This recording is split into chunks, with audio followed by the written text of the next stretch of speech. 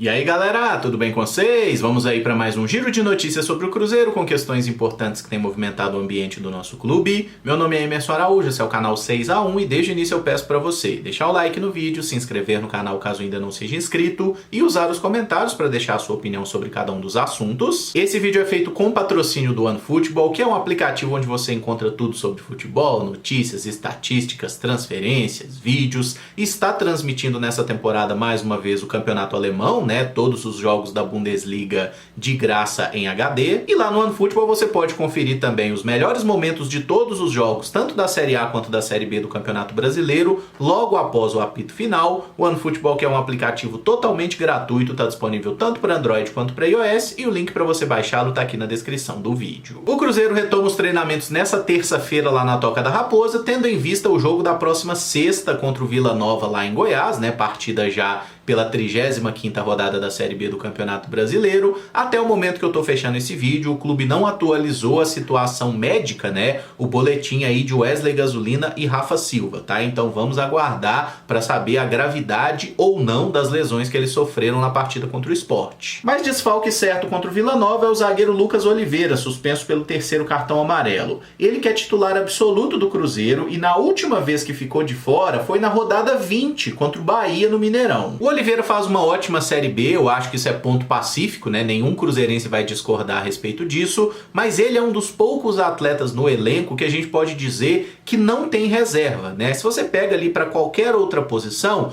tem um suplente imediato, um reserva, né, meio certo ali, até pro próprio Brock, tinha lá o Wagner Leonardo também, um zagueiro canhoto que acabou jogando muito pouco, mas na função do Oliveira a gente não tem um reserva, tanto que sempre que ele não jogou, o Pessolano precisou improvisar. E é interessante que o Oliveira ficou fora de apenas 2 partidas na Série B até o momento. Na 10ª rodada contra o Operário, partida lá em Ponta Grossa, a gente ganhou por 2-1. Naquela ocasião, quem fez o papel do zagueiro central ali, né, o cara da sobra, foi o Neto Moura, tá? Que também não deve jogar na sexta-feira, segue em recuperação da lesão no tornozelo. E aí nós chegamos a Felipe Machado, que cumpriu suspensão automática no último jogo e tá de volta ao time. Ele jogou improvisado como zagueiro de sobra em parte do jogo contra o CSA, que o Oliveira começou no banco, e foi titular contra o Bahia, quando o zagueirão tava de piriri gangorra. E calhou de serem jogos em sequência, né? Contra o CSA na 19ª rodada, o Pessolano deixou o Oliveira no banco para dar uma preservada nele.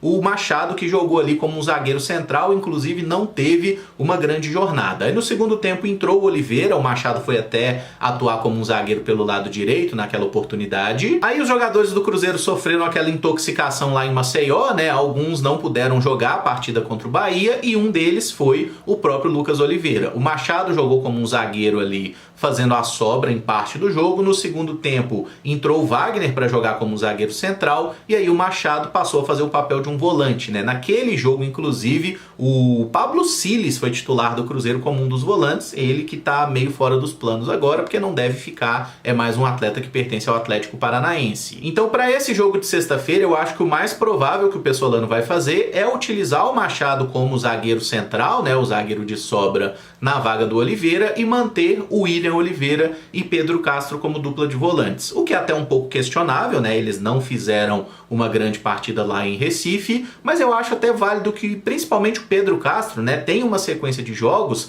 para ver se ele apruma. A outra opção seria recorrer a algum jogador da base. E aí a gente chega na vitória do time sub-20 do Cruzeiro contra o Fluminense por 2-0 ontem lá no Sesc Venda Nova pelas oitavas de final da Copa do Brasil. O Flu tinha vencido por 4-2 na semana anterior no Rio e o Cruzeiro só marcou no segundo tempo, com gols de Arielson e Guimeira. O duelo foi para os pênaltis e aí a gente ganhou por 3-1. Com Juan, Ian e Robert convertendo. O Rodrigo Basílio, nosso goleiro, defendeu a última cobrança do Fluminense, né, e encerrou ali a disputa. O Fluminense que já tinha chutado 2 pênaltis para fora antes disso. Na boa, velho, quem perdeu esse jogo, perdeu um jogaço, tá? Porque foi realmente muito legal, o monte de chance clara que teve para os dois lados. O Fluminense começou muito bem o jogo, o Cruzeiro também teve oportunidades. E foi um duelo realmente decidido na base da luta, da motivação, porque os dois times estavam assim pregados fisicamente no final do jogo, né? No próprio final do primeiro tempo a gente já via alguns jogadores do Cruzeiro muito desgastados. Foram feitas as 6 alterações que são permitidas na categoria e o Cruzeiro conseguiu buscar os gols ali. O primeiro, o Breno, consegue salvar um cruzamento muito forte do Kaique, numa acrobacia, uma meia bicicleta para trás. O Arielson domina, limpa a marcação, bate bem ali para abrir o placar. E o segundo gol foi ali já no estouro dos 45, né? O próprio Arielson toca a bola pro Guimeira, que é um moleque muito jovem, é sub-17 ainda, tá? O Guimeira bate, ela desvia na marcação e entra no cantinho, mas o Cruzeiro já estava merecendo o segundo gol. O goleiro do Fluminense já tinha feito algumas defesas espetaculares, a gente já tinha metido bola na trave. O Fluminense teve as chances dele também. Foi realmente um jogo assim muito legal. E outra coisa muito especial desse jogo é que o nosso técnico do time profissional, o Paulo Pessolano, ele estava lá no Sesc Venda Nova acompanhando o jogo, inclusive comemorando muito os gols e a classificação junto com os moleques, né? E eu acho que ele ficou muito bem impressionado com diversos jogadores. Não vai me surpreender se a gente tiver mais jogadores jovens sendo relacionados para a partida de sexta-feira, porque eles realmente jogaram muito bem. E aquele negócio, gente, o Cruzeiro ganhou do Fluminense, eliminou eles, passou para as quartas de final da Copa do Brasil, agora a gente vai enfrentar o Ceará. Tudo isso é maravilhoso, mas para que vale mesmo categoria de base? É para servir o time profissional. E vale falar do zagueiro Juan Santos, que ficou no banco do time de cima no jogo contra o Sport, lá em Recife, jogou os 90 minutos contra o Fluminense e teve uma excelente atuação, tendo salvado um gol em cima da linha no início da partida e convertido o seu pênalti na hora decisiva. E olha como que a oportunidade às vezes aparece, né? Porque quando o time sub-20 do Cruzeiro joga com 3 zagueiros, normalmente o Juan Santos é o cara que atua como zagueiro central, ali na função que o Oliveira joga no profissional. Normalmente vai o Everton ou o Pedrão pelo lado direito. O Rafael Silva, que é um zagueiro canhoto que inclusive teve passagem pelo Valladolid, é um cara que joga pelo lado esquerdo da defesa, ou o Tarcísio pode jogar por ali também, né? E normalmente o Juan joga centralizado. Então assim, não acho muito provável, mas vai que o Pessolano leva e dá a chance para esse garoto jogar de titular mesmo contra o Vila Nova. Seria um teste interessante. E quem sabe esse jogador não consegue se consolidar como essa opção, né? Como esse reserva que o Oliveira não tem nesse momento, pra gente não precisar ficar improvisando o jogador. Os outros caras que viajaram para Recife, o Ageu jogou como titular, saiu ali por volta de 20 minutos do segundo tempo. O Kaique, que até entrou alguns minutos contra o Sport, jogou os 90 minutos, no final tava só o bagaço, mas correndo lá ainda, inclusive participou da jogada dos 2 gols, de certa forma, né, com o passe ali iniciando as jogadas. E o Xavier, que também entrou no jogo, né, inclusive o Cruzeiro fez um material muito legal com ele agradecendo a mãe, né, por tudo que ela fez por ele e tal. Assim, muito bacana o vídeo que tá lá no canal oficial do clube. O Xavier entrou no intervalo e jogou o segundo tempo. E o mais interessante disso, o Cruzeiro Sub-20 tinha jogado na sexta-feira contra o Uberlândia pelo Campeonato Mineiro. Então olha só, o Juan foi titular contra o Uberlândia, saiu no intervalo. O Xavier entrou no intervalo naquele jogo. Eles jogaram 45 minutos na sexta-feira, viajaram para Recife. No caso do Xavier, jogou uns minutinhos, né? O Juan não chegou a jogar, mas tem todo o desgaste da viagem. Chegaram na segunda-feira e jogaram, né? No caso do Kaique também jogou uns minutinhos e jogou 90 minutos, assim como o Juan. Como que essa zona que é o calendário da CBF às vezes propicia a gente ver assim uma realmente superação dos jogadores, porque o cara tá naquela idade que a recuperação física é mais rápida, né? Tá muito jovem e tá no ápice da fomeagem, né? Tipo, joga pelo sub-20, joga pelo profissional. Se tiver um jogo hoje, eu acho que eles iam querer jogar de novo. E eu fiquei realmente muito feliz pelo jogo que o Cruzeiro fez, por ter conseguido essa vitória épica, né? Igualar no placar agregado ali no finalzinho, ganhar nos pênaltis. Foi realmente um dia muito legal da base do Cruzeiro, com o Pessolano acompanhando tudo de perto. Se fosse para falar aqui de jogadores, a gente teria que destacar positivamente quase todos, tá? Mas o Ian, que é um menino que veio recentemente lá da Ferroviária, que é meio campista, né? Quando chegou até falaram que era meia, eu sempre vi ele mais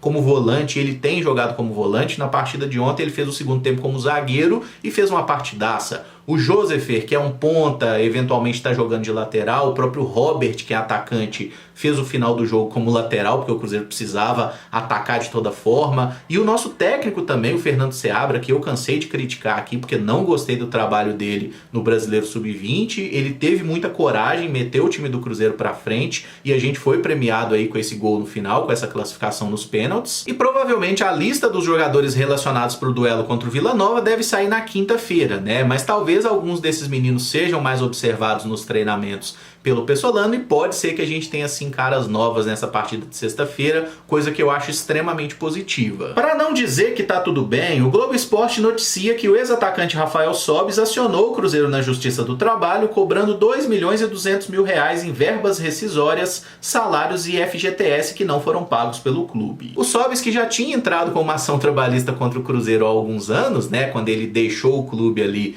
no início de 2019, o Cruzeiro não honrou os compromissos, ele procurou a Justiça do Trabalho. Aí ele volta para o clube no fim de 2020, faz um acordo com a diretoria, né, retira a ação. Obviamente a diretoria não cumpriu o acordo, porque o Sérgio simplesmente não cumpria acordo nenhum, então o Sobis agora volta a entrar na justiça e na boa, eu acho que ele tá certíssimo, tem que fazer isso mesmo. Nesse ponto o jogador é um trabalhador como qualquer outro, né? Trabalhou, não recebeu, tem que ir na justiça para cobrar e para receber o que lhe é devido mesmo. E como o Cruzeiro já até adiantou naquele processo da recuperação, né? Em até 10 anos o clube tem que pagar todos esses débitos aí, pelo que foi acordado. Se eventualmente o atleta, o credor aceita um desconto, pode ser que receba antes, né? Mas é fato que mais cedo ou mais tarde vai se chegar num denominador comum para que o atleta receba aquilo que lhe é devido e siga tudo certo, né? É mais um que entra na fila e para mim, sinceramente, o fato do cara entrar na justiça cobrando dinheiro do clube que é devido não abala em nada a história que ele construiu aqui, né? E o Sobis saiu do Cruzeiro de uma forma muito bonita,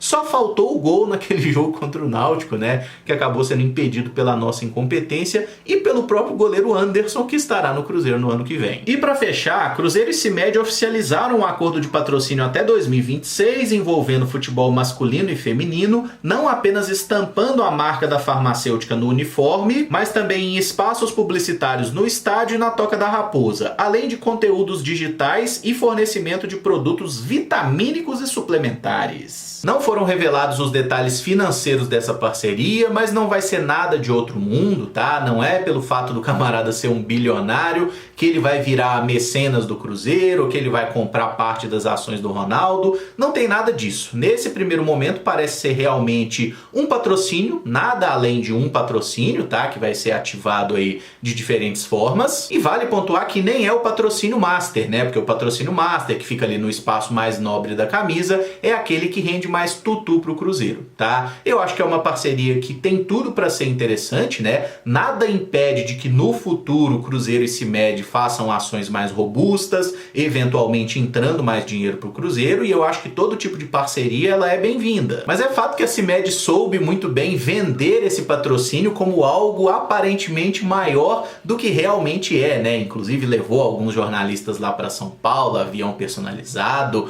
coisa bacana, ativações assim que fazem a torcida, ó, CIMED tá chegando, o homem é bilionário, vem dinheiro. Parece que não é isso tudo não, viu gente? Parece que é só um patrocínio mesmo, vamos com calma. E algo relevante que foi dito pelo clube, na verdade pelo Lenin Franco, né, que é o responsável pelos negócios do Cruzeiro, ele trouxe a informação que será lançada mais uma camisa, um 5º uniforme do Cruzeiro e será utilizado ainda nessa temporada, tá? Não deu muitos detalhes da camisa, falou que é em alusão desse regresso do Cruzeiro da Série B para a Série A. Vamos aguardar aí então qual será esse uniforme, se vai ser bacana ou não. A galera tá vendo que esse trem de lançar a camisa dá dinheiro e tá sapecando um uniforme em cima do outro. E eu encerro esse vídeo por aqui. Se você gostou, eu peço que deixe o like, se inscreva no canal caso ainda não seja inscrito e use os comentários para deixar a sua opinião sobre cada um dos assuntos. Muito obrigado por acompanhar, um abraço e até o próximo vídeo. Valeu!